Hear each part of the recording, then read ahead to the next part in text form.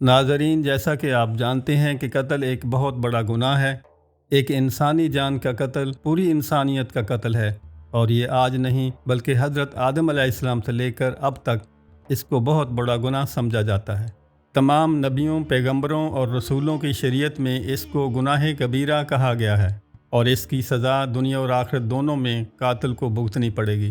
اس گناہ کی ابتدا اس وقت ہو گئی تھی جب حضرت آدم کے دو بیٹوں حابیل اور قابیل کے درمیان جھگڑا ہوا تھا۔ اللہ تعالیٰ نے قرآن پاک میں یہ واقعہ تفصیل کے ساتھ بیان کیا ہے۔ کہا جاتا ہے کہ حضرت آدم علیہ السلام اور اماں حوا کے ہاں جڑواں اولاد پیدا ہوتی تھی۔ ایک جڑواں بہن بھائی کا نکاح دوسرے جڑواں بہن بھائی سے کر دیا جاتا۔ حابیل کے ساتھ پیدا ہونے والی بہن خوبصورتی میں ذرا کم تھی، اور قابیل کے ساتھ پیدا ہونے والی بہن زیادہ خوبصورت تھی۔ اس وقت کے اصول کے مطابق حابیل کا نکاح قابیل کی بہن کے ساتھ اور قابیل کا نکاح حابیل کی بہن کے ساتھ ہونا تھا، لیکن قابیل چاہتا تھا کہ حابیل کی بہن کی بجائے اپنی ہی بہن کے ساتھ، جو کہ خوبصورت تھی، نکاح کرے۔ حضرت آدم علیہ السلام نے اسے بڑا سمجھایا، لیکن وہ نہ سمجھا اور اپنی ضد میں اڑا رہا۔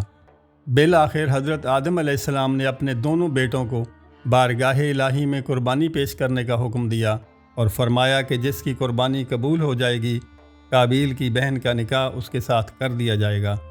اس وقت قربانی کی قبولیت کی نشانی یہ تھی کہ آسمان سے آگ آ کر قبول ہونے والی قربانی کو جلا دیتی تھی۔ دونوں بھائیوں نے اپنے اپنے طور پر بارگاہ الہی میں قربانی پیش کی۔ حابیل نے ایک عمدہ دمبے کی، اور قابیل نے ایک ردی فصل کا گٹھا قربانی کے لیے پیش کیا، کیونکہ حابیل کے پاس بکریاں تھیں اور قابیل کھیتی باڑی کرتا تھا۔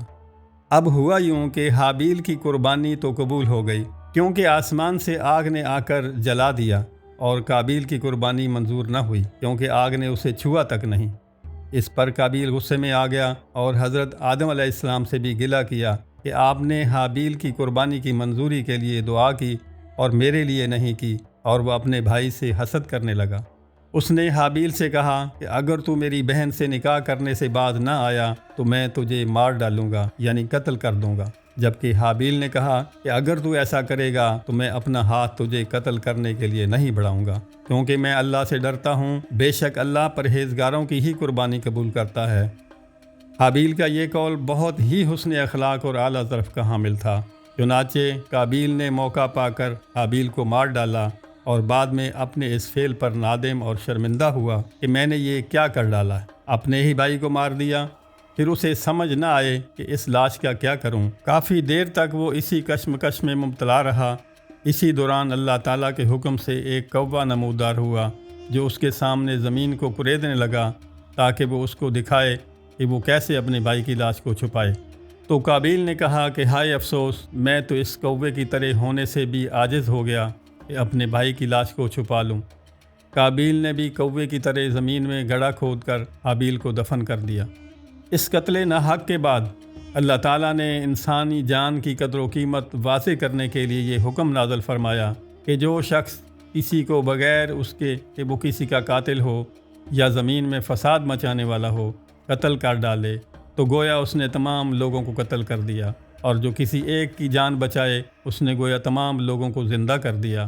قابیل نے پہلا قتل کر کے دنیا میں قتل جیسے گناہ کبیرہ کی بنیاد رکھی۔ اب اس کے بعد جتنے بھی قتل ہو رہے ہیں ان کا قتل کرنے والے کے اوپر تو بوجھ ہے ہی، مگر ان تمام کا بوجھ قابیل پر بھی ہے، کیونکہ اس نے اس برے کام کی بنیاد رکھی۔ اس قصے کی تفصیل اللہ تعالیٰ نے قرآن پاک کی سورہ مائدہ کی آیت نمبر 29 اور 30 میں بیان فرمائی ہے۔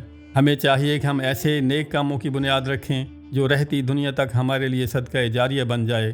امید ہے آپ کو آج کی یہ ویڈیو پسند آئی ہوگی۔ ایسی مزید ویڈیوز دیکھنے کے لیے ہمارے چینل کو سبسکرائب کریں، اس ویڈیو کو لائک کریں اور اپنے پیاروں کے ساتھ شیئر کریں تاکہ آپ بھی اس معلوماتی کار خیر میں شامل ہو سکیں۔